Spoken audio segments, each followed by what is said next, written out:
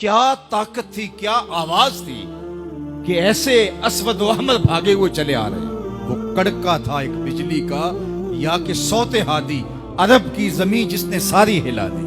اور زمانے نے دیکھا آج 7 ارب کی آبادی میں 1 ارب 70 کروڑ کے قریب مسلمان ہیں۔ جاپان میں سب سے تیزی سے پھیلنے والا مذہب اسلام ہے، یورپ میں سب سے تیزی سے پھیلنے والا مذہب اسلام ہے۔ بے عمل صحیح، جیسے بھی صحیح، لیکن حضور علیہ الصلوۃ والسلام کا دین پھیلتا چلا جا رہا ہے۔ فرمایا جنت میں کل 120 صفیں ہوں گی، ٹوٹل صفیں جنت کی 120 ہوں گی۔ 40 صفیں آدم علیہ السلام سے لے کے حضرت عیسیٰ علیہ السلام تک تمام نبیوں کی امتوں کی ہوں گی۔ 80 صفیں صرف میری امت کی ہوں گی۔ یہ ہے حضور علیہ الصلوۃ والسلام کے پیغام کی آفاقیت۔ جدھر دیکھو حضور کے دیوانے دکھائی دیتے ہیں۔ اللہ ہمیں توفیق عمل دے۔ اگر ہم سچے، کھرے، سیدھے، دو ٹوک مسلمان بن جائیں تو پوری کائنات ہمارے قدموں تلے ہے، اس لیے کہ ہم محمد عربی کے غلام ہیں۔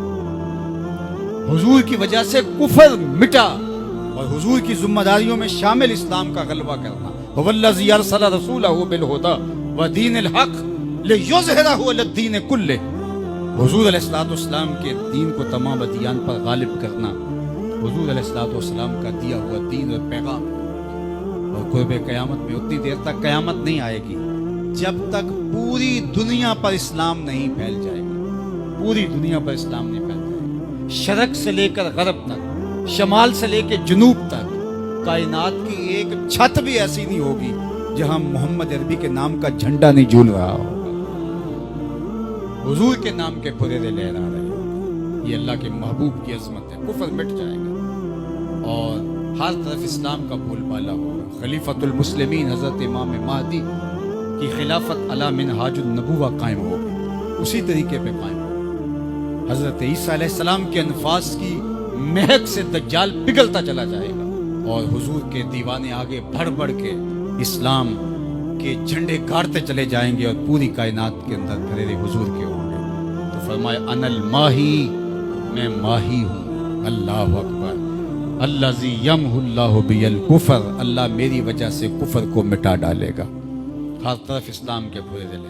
وانا الحاشر الذی یحشر الناس علی قدمی، اور میں حاشر ہوں، اور قیامت کے دن جو ہے وہ لوگ میرے پیچھے پیچھے آئیں گے اور میرے قدموں پہ آئیں گے۔ فرمایا سب سے پہلے میری قبر کشادہ ہوگی، اور پھر ابو بکر کی قبر، پھر حضرت عمر کی قبر۔ دائیں ہاتھ میں ابو بکر کا ہاتھ ہوگا، بائیں ہاتھ میں عمر کا ہاتھ ہوگا۔ ہاکذا نبعث یوم القیامہ، فرمایا قیامت کے دن ہم قبروں سے ایسے ہی اٹھیں گے۔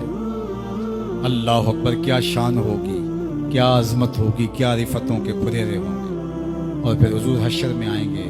اللہ اکبر، پھر حشر میں حضور کا آنا، اور پھر لوگوں کی پناہ بننا، لوگوں کے لیے امان بننا۔ پیش حق مجدہ شفاعت کا سناتے جائیں گے، آپ روتے جائیں گے، ہم کو ہنساتے جائیں گے۔ وسعتیں دی ہیں خدا نے دامن محبوب کو، جرم کھلتے جائیں گے اور وہ چھپاتے جائیں گے۔ وَأَنَا الْعَاقِبُ الَّذِي لَيْسَ بَعْدَهُ نَبِيٌّ، اور میں عاقب ہوں۔ عاقب، اور عاقب وہ ہوتا ہے جس کے بعد کوئی نبی نہیں ہوتا۔ پس خدا بر ما شریعت ختم کر، بر رسول ما رسالت ختم کر۔ اللہ نے حضور کے بعد نبوت کا دروازہ بند کر دیا، اب کسی نبی کے آنے کی ضرورت نہیں۔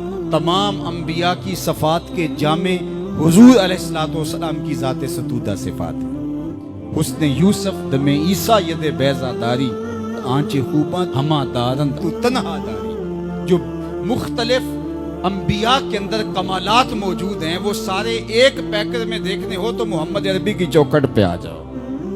یہاں تمہیں کمال بھی نظر آئے گا، جمال بھی نظر آئے گا، جود و نوال بھی نظر آئے گا، یہاں حسن بھی نظر آئے گا، حلم بھی نظر آئے گا، علم بھی نظر آئے گا، شان و شوکت بھی نظر آئے گی، رحمت بھی نظر آئے گی، اور یہاں ہاتھ میں تلوار پکڑے نبی جہاد فرماتا ہوا بھی دکھائی دے گا۔ ساری شانیں ایک پیکر کے اندر، ایک وجود کے اندر جو ہے وہ جمع کر دی گئی۔